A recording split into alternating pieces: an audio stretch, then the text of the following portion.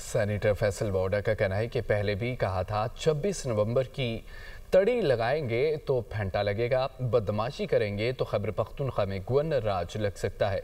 सबकी ये कोशिश होनी चाहिए कि खैबर पख्तूनख्वा का वज़ीर आला अपनी जिम्मेदारियां निभाए।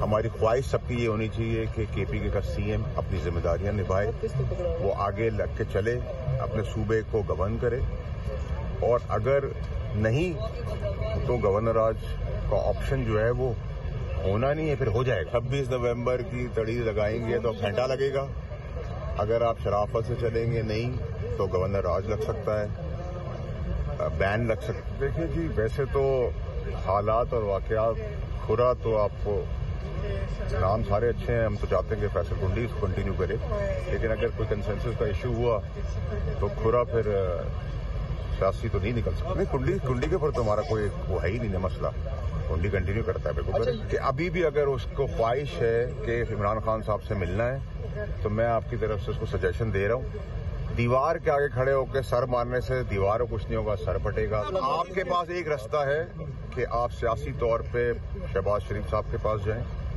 और प्रेसिडेंट जरदारी साहब के पास जाएं और ये मसला हल हो जाए।